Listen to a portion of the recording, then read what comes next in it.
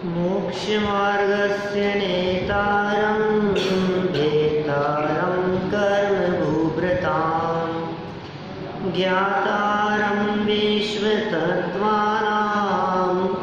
वन्दे तद्गुणलब्धये वन्दे तद्गुणलब्धये वन्दे तद्गुणलब्धये।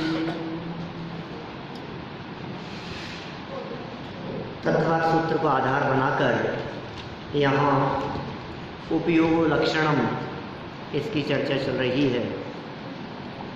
जीव का लक्षण है उपयोग। लक्षण माने पहचान का चिन्ह।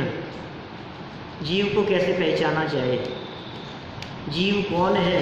तो कहा जिसमें ज्ञान और दर्शन पाया जाता है वो जीव है। जो जानता देखता है वो जीव है। जानना हमारा मुख्य काम है। मात्र जानना मेरा काम। जानने के अलावा और करता क्या है ये जीव?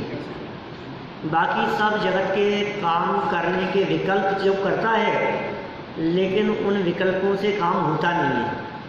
तो ज्ञाता दृष्टा हूँ आप क्या कर सकते हैं बतलाइए? परद्रव्य में तुम्हारी चलती नहीं है, शरीर में हमारी चलती नहीं है, परिवार में हमारी चलती नहीं है, समाज देश राष्ट्र में हमारी चलती नहीं है। हम जबरन उसमें चलाना चाहते हैं, लेकिन ज्ञाता दृष्टा रहना ये जो हमारा स्वभाव है उस रूप रहता नहीं। तो ज्ञाता दृष्टा नहीं बने रहता है, इसलिए नवीन कर्म का बंधन होता है। अभी उपयोग को यहाँ समझा रहे हैं कि उपयोग दो रूपों में देखा जाता है। शास्त्रों में ऐसा उल्लेख है कि एक होता है ज्ञानोपयोग, एक होता है दर्शनोपयोग। उपयोग के दो भेद हैं, याद रहेगी बातें। पहला कौन सा? दर्शनोपयोग बोल लो, कोई बात नहीं। पहला दर्शनोपयोग, दूसरा ज्ञानोपयोग। माने दर्शन और ज्ञान। अभी इनके अंतर की भी चर्चा करेंगे और इनके उत्तर भेदों की भी बात करेंगे। उपयोग किसे कहते हैं? कल एक परिभाषा बतलाई थी हमने, उम्मीद करता हूँ याद होगी। उपयोग किसे कहते हैं? जीव का लक्षण। हाँ, ये तो लक्षण है जीव का। जीव का लक्षण उपयोग है, लेकिन उपयोग कहते किसको हैं? ज्ञान और दर्शन के व्यापार को उपयोग कहते हैं। ज्ञान दर्शन के व्यापार माने कार्य, उसे उपयोग कहते हैं। एक और परिभाषा आई थी यहाँ, चैतन्य अनुविधायी, चैतन्य के साथ रहने वाला जीव का परिणाम वो उपयोग है। ये परिभाषा याद रखना। ज्ञान दर्शन के व्यापार को उपयोग कहते हैं। माने हमारा ज्ञान दर्शन जिधर है, इसका मतलब उपयोग उधर है। हमारा ज्ञान जिधर काम कर रहा है, वो उपयोग वहाँ है। क्योंकि जब उपयोग शब्द का प्रयोग शास्त्रों में प्रयोग करते हैं हम, इसका उपयोग कैसा है? उपयोग कहाँ है? तो वहाँ उपयोग का अर्थ ये नहीं है ये काम में आने वाली चीज़। उपयोगी और अनुपयोगी के अर्थ में नहीं है।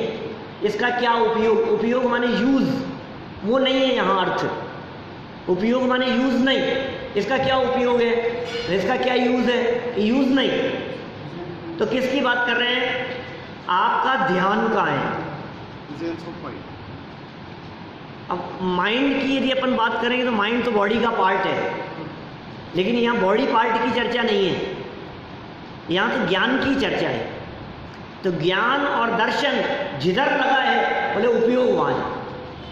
उपयोग इधर लगाओ। उपयोग कहाँ है आपका? उपयोग की एकाग्रता पूर्वक सुनो। इसका मतलब ज्ञान दर्शन का कंसंट्रेशन चाहिए। उपयोग की एकाग्रता पूर्वक सुनने का मतलब ज्ञान और दर्शन एक जगह पर लगा होना चाहिए। उपयोग जब समझ में आ रहा है, उपयोग क्या चीज़ है?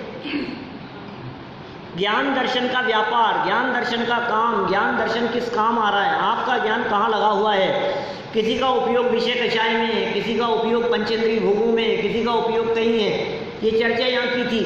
अनादि काल से पंचेंद्रिय विषय भोगों की चर्चाएं इस जीव ने अनेक बार सुनी है, अनगिनत बार सुनी है। वही परिचय में आई है, वही अनुभव में आई है। और समस्त संयोगों से भिन्न, इंद्रिय विषयों से भिन्न अपने ज्ञायक आत्म तत्व की चर्चा इस जीव ने कभी सुनी ही नहीं। वो परिचय में नहीं आई, वो अनुभव में नहीं आई। इसलिए इस जीव का उपयोग बहिर्मुख रहा, अंतर्मुख नहीं हुआ। हमारा जो उपयोग था वो बहिर्मुख था।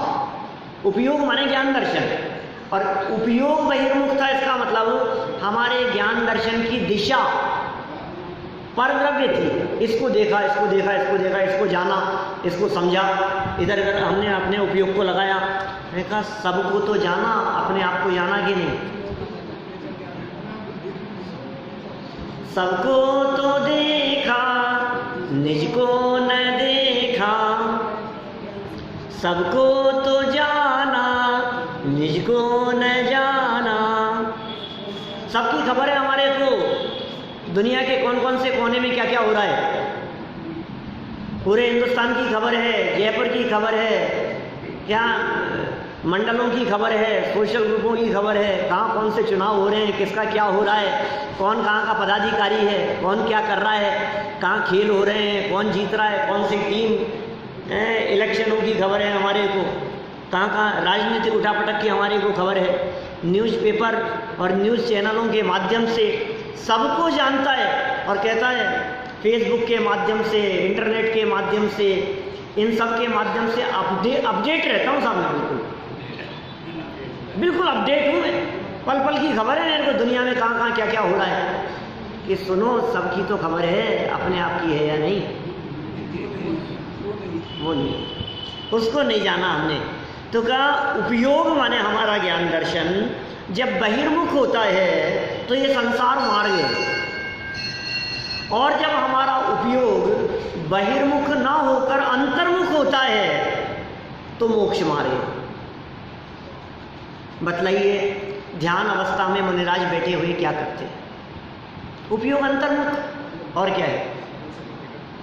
यहाँ तक कि बाहर में उपसर्ग भी हो रहे हों, संकट भी आ रहे हों, तो भी उनका उपयोग बहिर्मुख नहीं है, उपयोग अंतर्मुख है। पार्श्वनाथ स्वामी ने क्या किया? केवल ज्ञान की प्राप्ति हो गई, कमठ पत्थर बरसाता रहा, ओले बरसाता रहा, उपद्रव करता रहा, उपसर्ग करता रहा, क्या फर्क पड़ गया? उपयोग बहिर्मुख नहीं, उपयोग अंतर्मुख। सारा उपयोग का खेल है। उपयोग के कारण आप वेदन कर पाते हैं सुख दुख का। उपयोग ये बहुत बड़ी चीज है। आप खेल रहे हैं, बच्चों को देखो, आप खेलते रहते हैं, चोट लग जाती है, पता नहीं है, क्यों नहीं पता है, तकलीफ क्यों नहीं हो रही है, घर में आने के बाद क्यों रोता है? चोट तो वहां लगी थी आधे घंटे पहले, रो रहा है अब। चोट लगने पर भी उपयोग उधर नहीं था, उपयोग खेल में था। समझ में आ रही? उपयोग यदि खेल में था तो चोट लगने पर भी चोट की तरफ ध्यान नहीं है। दर्द होता है ना, हम क्या करते हैं, कितने प्रयोग करते हैं ऐसे, सर दर्द हो रहा है, ध्यान दूसरी तरफ लगाओ, तकलीफ हो रही है, उपयोग बढ़ जाए। हमारे को बहुत पीड़ा हो रही है, घुटनों में दर्द है, ऑपरेशन हुआ है, अब बहुत बेचैनी है, और कोई व्यक्ति आकर के बैठ गया तो कुछ देर उससे बातें करने में उपयोग लगा, क्या तो दर्द भूल गया।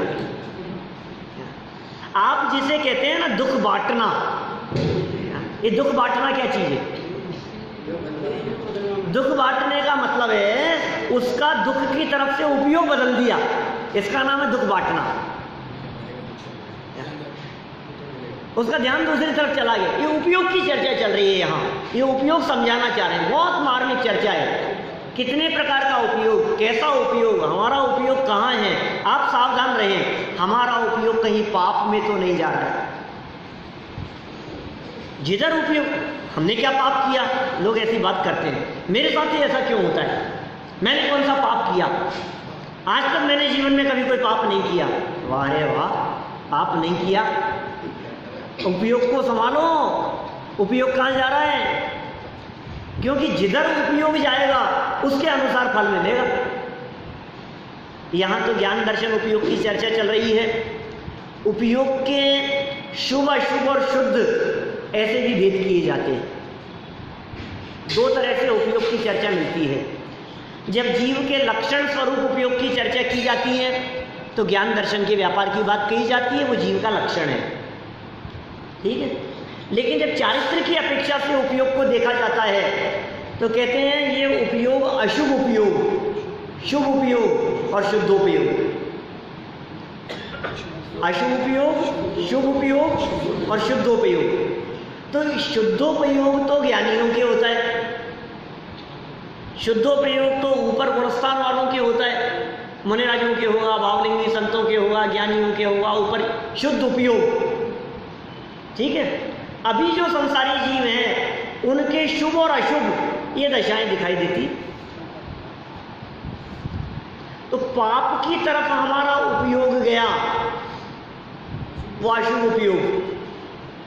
देव पूजा, गुरु उपासना, स्वाध्याय, संयम, तप, दान, मुनिराजों की भक्ति, आरदान, स्वाध्याय, संयम, माला फेरना, जाप करना, तीर्थ वंदना करना, किसी की सेवा करना, ये सब क्या है? शुभ। ये सब शुभ उपयोग है। ये अशुभ उपयोग, ये शुभ उपयोग। और शुभ और अशुभ, जिन पुण्य पाप नहीं कीना, दौलत राम जी की पंक्ति है, 6 डाला की, 5वीं डाल की। जिन पुण्य पाप नहीं कीना, आत्मानुभव चित्त दीना। चित्त मतलब उपयोग। पुण्य और पाप तो नहीं किया। जिन पुण्य पाप नहीं कीना, आत्मानुभव चित्त दीना। तिन ही विधि आवत रोके, आते हुए कर्म रुक जाते हैं। संवर लही सुख अवलोके, संवर हो गया। उपयोग कहाँ है आपका? अभी 2 उपयोग की चर्चा चल रही है, एक दर्शन उपयोग, एक ज्ञान उपयोग। जीव के लक्षणों की चर्चा है। ये चर्चा क्यों उठाई? क्योंकि 2 भाई थे, एक का नाम दर्शन लाल था, एक का नाम ज्ञानचंद था। यार ये क्या अटपटे नाम है हमारे, दर्शन लाल ज्ञानचंद। चर्चा चालू हुई, उपयोग का स्वरूप बतला दिया, उपयोग की परिभाषा बतला दी।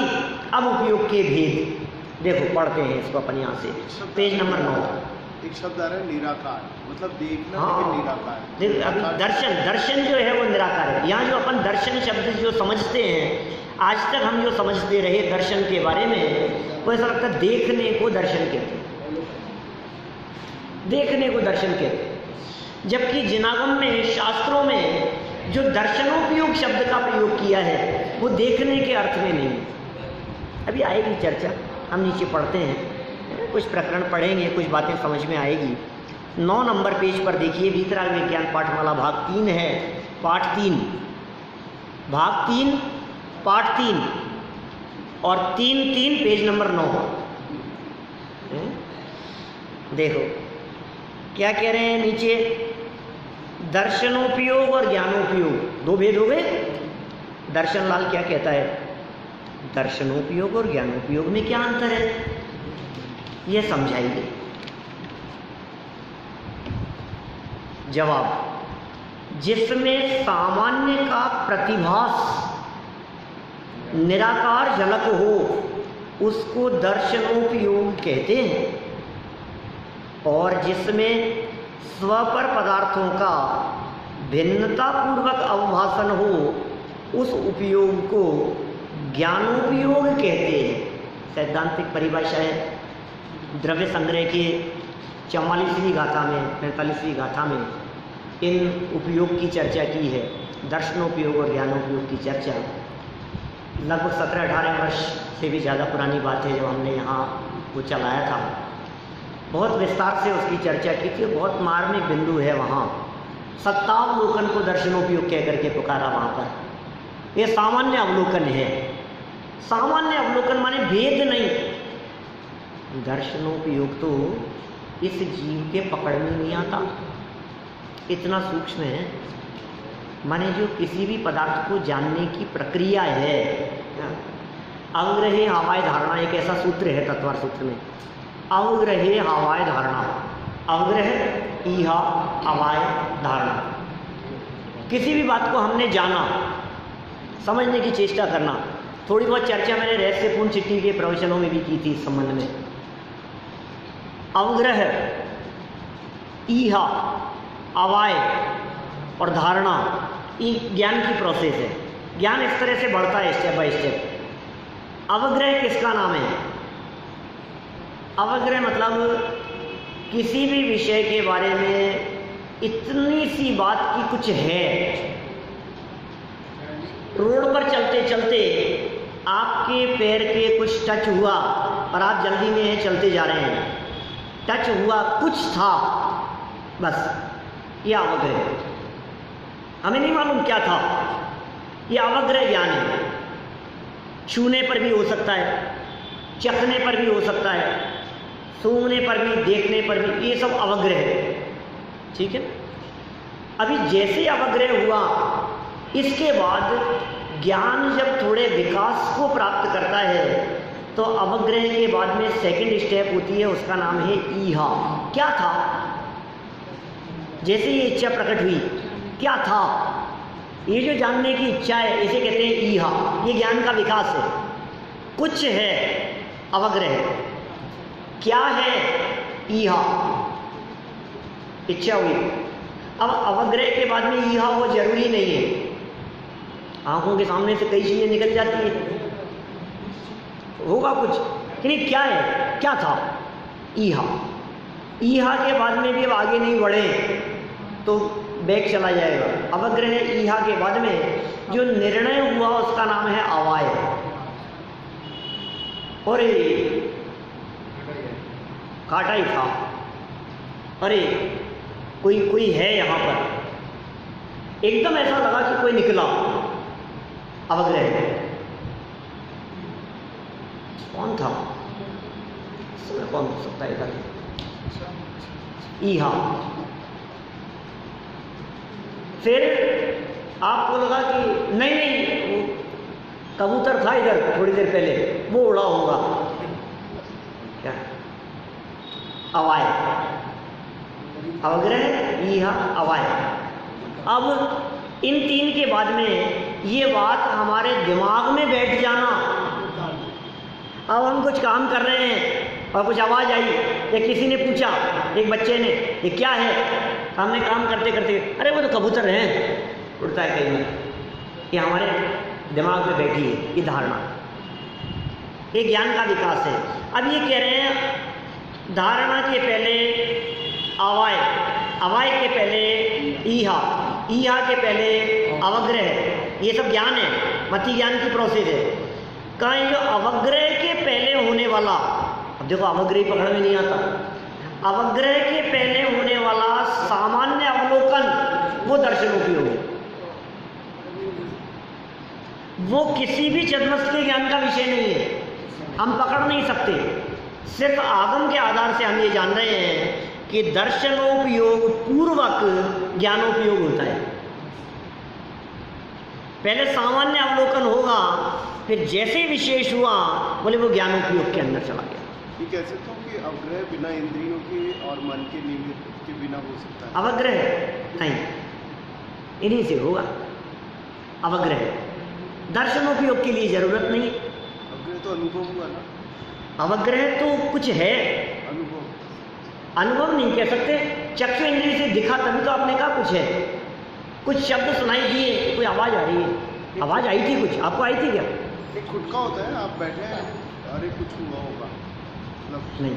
ये सब मति ज्ञान के प्रकार है ना, चूंकि देखिए अवग्रह, ये आवाज, धारणा, ये सब मति ज्ञान की प्रोसेस है ना। और मति ज्ञान उसे कहते हैं जो इंद्रियों और मन के द्वारा हो। जो भी ज्ञान इंद्रिय और मन के निमित्त से होगा, तदिंद्रियान इंद्रिय निमित्तम। सूत्र क्या कह रहा है? जो इंद्रिय और इंद्रिय के निमित्त से हो वो मति ज्ञान है।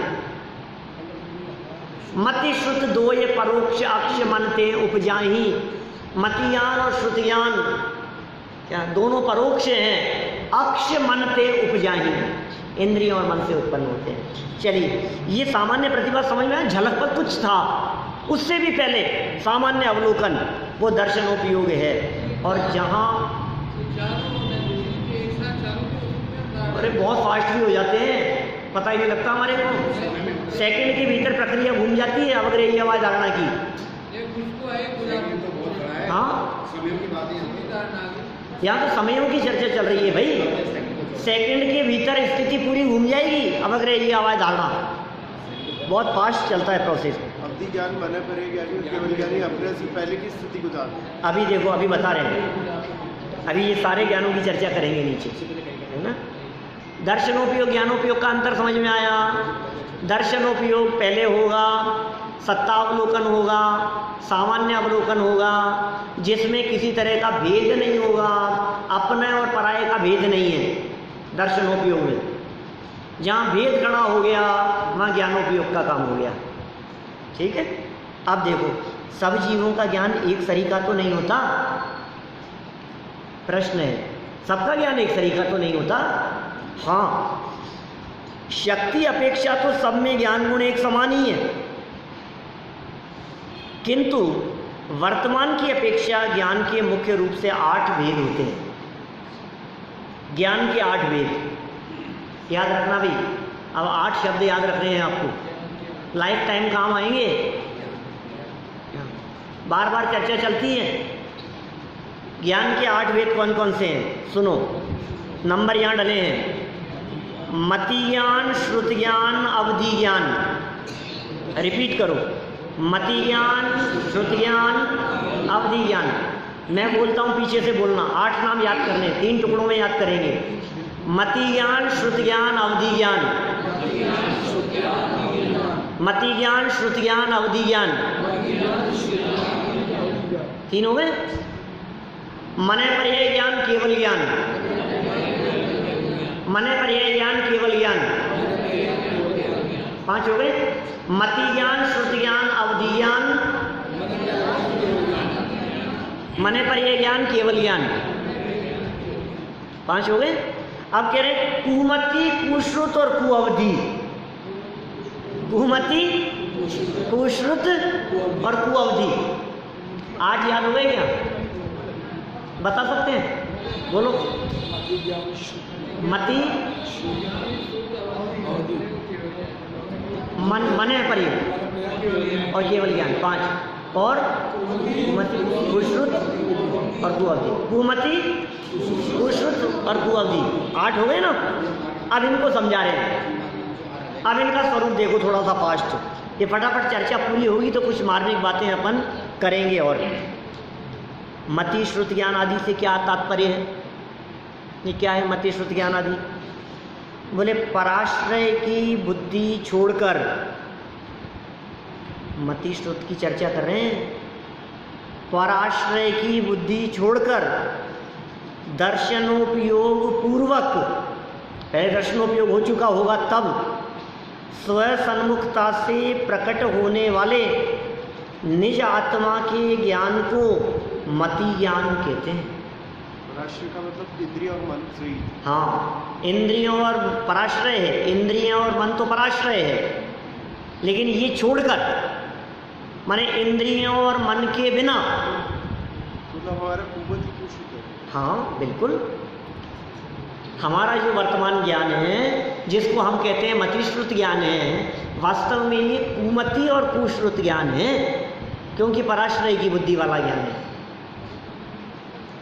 सम्यक दृष्टि ज्ञानी जीवों का मति और श्रुत ज्ञान होता है, मिथ्या दृष्टियों का कुमति और कुश्रुत ज्ञान होता है।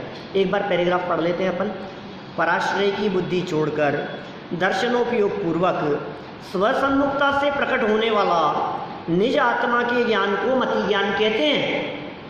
अथवा इंद्रियां और मन है निमित्त, जिसमें इंद्रियां निमित्त है, मन निमित्त है, उस ज्ञान को मति ज्ञान कहते हैं। 2 बातें होंगी, अलग अलग परिभाषा। इंद्रिय और मन के निमित्त से जो ज्ञान हो वो मति ज्ञान है, और मति ज्ञान के द्वारा जाने हुए पदार्थ के संबंध से अन्य पदार्थ को जानने वाले ज्ञान को श्रुत ज्ञान कहते हैं। क्या कहा?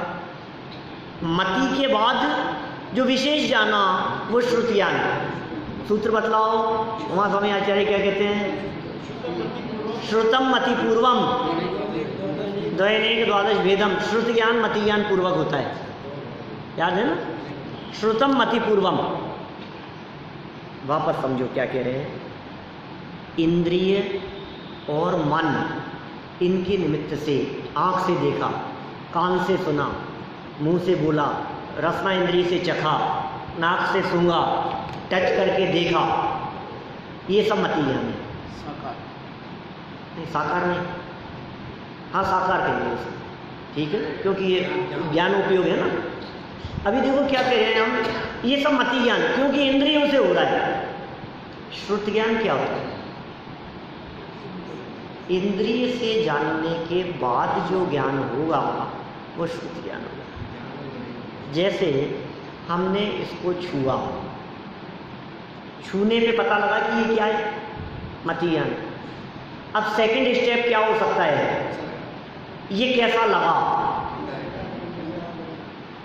यदि ये गर्म था तो श्रुत ज्ञान क्या कहेगा, हाथ हटा ले, ये पाइप है, इसको हमने छुआ, इसमें करंट आ रहा है, स्पर्शन इंद्रिय से करंट का ज्ञान होगा, ये मति ज्ञान होगा। श्रुत ज्ञान कहेगा कि ये हटा, ये ज्ञान, ये इंद्रिय ज्ञान नहीं है, ये इंद्रिय के बाद वाला ज्ञान है, ये श्रुत ज्ञान है। मतलब मति ज्ञान मतलब फिजिकल नॉलेज और श्रुत ज्ञान मतलब सेंस। माने ऐसा समझ लीजिए, मति ज्ञान तो स्पर्शन रसना घ्राण चक्षु कर्ण, इनसे जो ज्ञान हो रहा है, फिजिकल नॉलेज, हाँ, वो मति ज्ञान है। और जो श्रुत ज्ञान है वो होगा तो मति के बाद, बिना मति के श्रुत ज्ञान नहीं हो सकता। कोई जरूरी नहीं है कि मति हो तो श्रुत ज्ञान हो ही, लेकिन जब जब श्रुत ज्ञान होगा तो मति ज्ञान पूर्वक ही होगा। श्रुतम मति पूर्वम, ऐसा सूत्र दिया है। श्रुत ज्ञान मति ज्ञान पूर्वक होता है। ये दो हो गए यहाँ तक। देखो आगे बढ़ते हैं अपन। इसको सेंस ही बोलेंगे ना, श्रुत ज्ञान किया सेंस कह सकते हो, है ना, ठीक है। माने जो हमारा उसके बाद जो डिसीजन लिया गया, निष्कर्ष पकड़ा, हाँ, वो श्रुत ज्ञान का काम। ये सम्यक मति ज्ञान के संदर्भ में ये है, आत्मज्ञान के लिए, सुमति ज्ञान के संदर्भ में है, आत्मज्ञान के लिए। जहाँ पराश्रय की बुद्धि छोड़ने की बात कर रहे हैं वो ज्ञान नहीं होगा, क्योंकि आत्म अनुभूति की दशा वो मति श्रुत ज्ञान की दशा है। चौथे गुणस्थान में, पांचवें में, छठे सातवें में अभी छद्मस्थ दशा है, अवधि मने पर ये नहीं है, केवल ज्ञान हुआ नहीं है। तो आत्मा का ज्ञान यदि मति श्रुत के माध्यम से हो रहा है तो इंद्रिय और मन का अवलंबन नहीं है उसमें। हाँ, अनुभव के कारण पहली परिभाषा लागू। क्या चीज? ज्ञाता दृष्टा मात्र रहना दर्शनोपयोग कैसे कहलाएगा? ऐसा नहीं है। ज्ञाता दृष्टा रहने को अपन दर्शनोपयोग नहीं कह सकते, क्योंकि ज्ञाता दृष्टा रहने की बात कर रहे हैं अपन। अभी दर्शनोपयोग तो हमारे पकड़ में ही नहीं आता है, सामान्य अवलोकन है। अभी आप साफ साफ कह रहे हो ज्ञाता, तो ज्ञाता तो ज्ञान की पर्याय है ना, वो दर्शनोपयोग कैसे होगा? जानने देखने वाला, ये जो जानने देखने वाला जो है ये तो ज्ञान की पर्याय के अर्थ में बात है, ज्ञानोपयोग के अर्थ में बात है, वो दर्शनोपयोग नहीं। दर्शनोपयोग एक समय की पर्याय मात्र है, समझ लो, वो हमारी पकड़ में नहीं आता। ज्ञानोपयोग होगा तो ज्ञान का विषय बनेगा। अभी तो इन 8 की परिभाषा देख रहे हैं, थोड़ा फास्ट अपन। मति ज्ञान और श्रुत ज्ञान, ये दो ज्ञान समझ में आया आपको? मति ज्ञान और श्रुत ज्ञान। मति ज्ञान क्या है साहब? इंद्रियों के द्वारा जो जानना हुआ वो मति ज्ञान। श्रुत ज्ञान क्या है? मति के बाद जो काम हुआ वो श्रुत ज्ञान का काम हुआ। अच्छा और बुरा पना जो देखा वो मोह का काम है, वो श्रद्धा संबंधी काम है, वो दोष है। लेकिन वो सब आगे श्रुत ज्ञान में होंगे, वो सब श्रुत ज्ञान के माध्यम से होंगे। चलो 2 हो गए। तीसरा ज्ञान बता रहे हैं अवधि ज्ञान। इंद्रियों और मन के निमित्त बिना तथा द्रव्य क्षेत्र काल व भाव की मर्यादा लिए हुए रूपी पदार्थ के स्पष्ट ज्ञान को अवधि ज्ञान कहते हैं। अवधि ज्ञान क्या होता है? बहुत विशेष ज्ञान है भाई साहब। अवधि ज्ञान ऐसा ज्ञान है बैठे बैठे पता लग जाए कहाँ क्या हो रहा है। इंद्रियों के बिना ही, आंख से नहीं देखा और यहाँ बैठे बैठे हमारे को पता लग गया वहाँ क्या होने वाला है, सांगानेर में क्या हो रहा है, जोधपुर में क्या हो रहा है, बीकानेर में क्या घटना घटी है, अमेरिका में क्या हो रहा है, लंदन में क्या हो रहा है, क्या होने वाला है, क्या होगा, क्या हो चुका है, किस व्यक्ति के साथ में क्या घटना और परिस्थिति बनने वाली है, किसका जीवन पूरा होने वाला है, किसके यहाँ किसका जन्म होने वाला है, कौन मर के कहाँ जाने वाला है। ऐसी बहुत सारी बातें इस अवधि ज्ञान के माध्यम से स्पष्ट ख्याल में आती है। ये ऐसा विशेष ज्ञान है। वर्तमान में किसी को अवधि ज्ञान नहीं है। इस पंचम काल में अवधि ज्ञान होने का निषेध नहीं किया है, लेकिन यदि किसी को अवधि ज्ञान हो जाए तो इस दुनिया में वो भगवान बन जाए, भगवान जैसा पूजा जाए। और जिसको पता है लोग उसके तो भगवान जैसा हो जाएगा। जिसको यदि 2-4 दिन का भी यदि मालूम है, मान लो कौन से शेयर के भाव बढ़ रहे हैं, बढ़ने वाले हैं, किसके दाम घटेंगे, मैच में कौन जीतेगा कौन हारेगा, 3 दिन बाद में क्या घटना, कब भूकंप आने वाला है, कब बाढ़ आने वाली है, कब सुनामी आने वाली है, क्या क्या सब ये अवधि ज्ञान के माध्यम से जाना जा सके। फ्यूचर भी, पास्ट भी, डिस्टेंस भी, लेकिन पुद्गल रूपी पदार्थ, द्रव्य, क्षेत्र, काल और भाव, इनकी मर्यादा लिए हुए इंद्रियों के बिना ही जो जान लेवे वो अवधि ज्ञान है। इंद्रियों मन के बिना क्या? हाँ, इंद्रिय मन के बिना जानता है। अवधि ज्ञान डायरेक्ट ज्ञान है। अवधि ज्ञान को किसी की आड़त की जरूरत नहीं है, किसी की हेल्प की जरूरत नहीं है। आंखें बंद हो तो भी दिख जाए, जान ले होगा सैनी पंचेंद्रिय अवधि ज्ञान। चलिए, ये अवधि ज्ञान की परिभाषा हुई। स्पष्ट ज्ञान है पदार्थों को जानने वाला। और बढ़ो आगे। और मने पर ये क्या होता है? मने पर ये ज्ञान क्या चीज़ है? ये देखो, सुनो, सब बताता हूँ। ज्ञानी मुनिराज को मने पर ये ज्ञान गृहस्थ को नहीं हो सकता। मने पर ये ज्ञान कपड़े वालों को नहीं हो सकता। मने पर ये ज्ञान घर गृहस्थी में रहने वाले, परिवार में रहने वाले उलझे हुए लोगों को नहीं हो सकता। मने पर ये ज्ञान तो मुनिराजों को ही होगा। ज्ञानी मुनिराज को इंद्रियों और मन के निमित्त बिना द्रव्य, क्षेत्र, काल व भाव की मर्यादा लिए हुए दूसरे के मन में स्थित रूपी विषय के स्पष्ट ज्ञान होने को मने पर ये ज्ञान कहते हैं। जीव संबंधित हुआ, अजीव संबंधित हुआ। नहीं, रूपी पदार्थ मन रूपी है, विकल्प को जान रहा है। मने पर ये ज्ञान विकल्प को जान रहा है, सामने वाले के मन में क्या चल रहा है। जो भी सामने वाले के मन में बात चल रही होगी वो मने पर ये ज्ञान जान लेगा। दूर बैठा हुआ कोई व्यक्ति क्या विचार कर रहा है वो भी जान लेगा। ये मने पर ये हुआ, मने पर ये ज्ञान।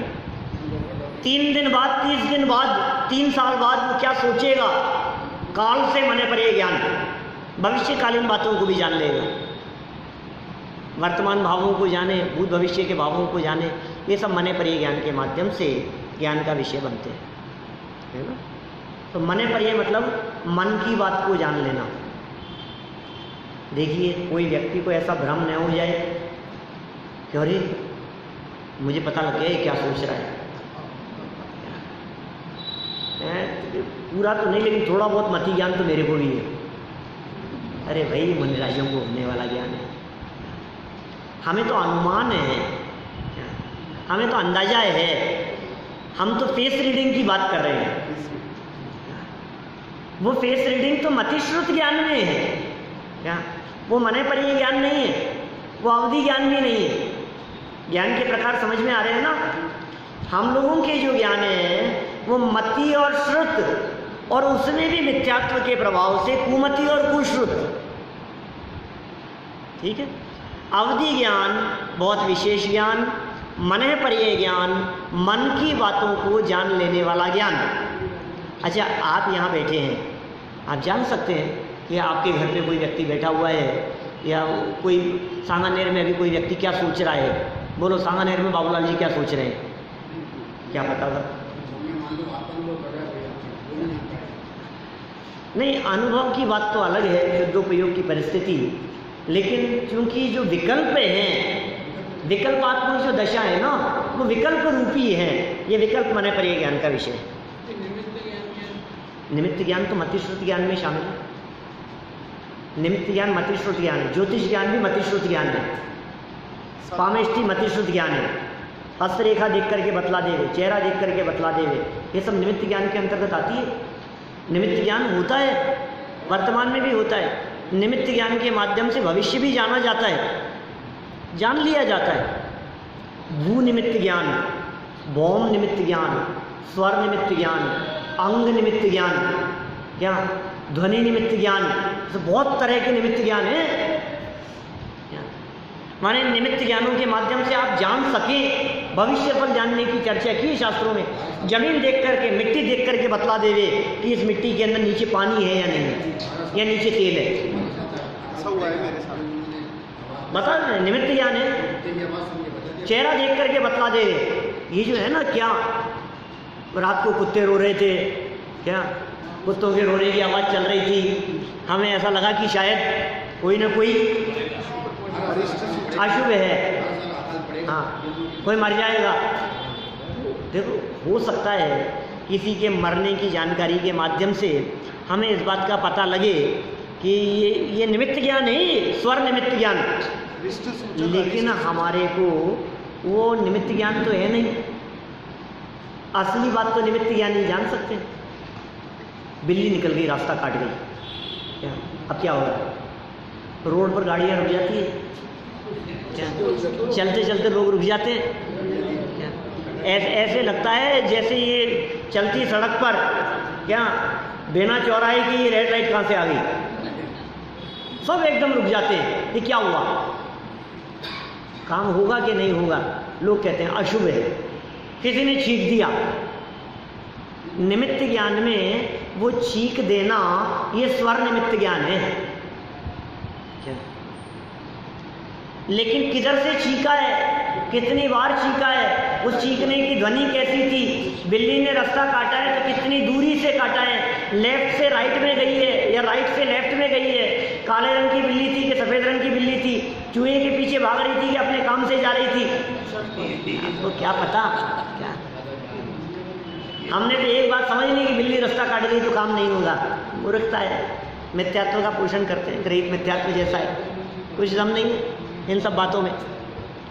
शास्त्रों में निमित्त ज्ञान की चर्चा की है, लेकिन चूंकि हम निमित्त ज्ञानी नहीं है, अकेले बिल्ली की बात नहीं है, कुत्ते की भी बात है, उल्लू की बात है, उल्लू है, पशु पक्षी हैं। इतना ही नहीं, हमारे इनके संबंध में विशेष ज्ञान रखने वाले एक विद्वान हैं हमारे इंदौर में, वो बतला रहे थे कि आप घर से निकले, अब जैसे देखो कोई व्यक्ति खाली घड़ा लेकर के मिला, घड़ा सामने भरा हुआ आ रहा है, दूध वाला दिख रहा है, सामने टंकी दिख रही है, आप घर से निकले, सामने ट्रॉली जा रही है, ट्रैक्टर जा रहा है, एकदम तो बहुत तरह की चीज़ें जिनसे निमित्त ज्ञान का आवासन होता है। झाड़ू लेके खड़ा है या कलश लेके खड़ा है, कोई झाड़ू लेकर के खड़ा है, कोई अब, लेकिन आपको समझ नहीं है, इसलिए बुद्धि मत लगाना, माथा खराब हो जाएगा, क्या खोपड़ी खराब हो जाएगी, कुछ समझ नहीं पाओगे आप।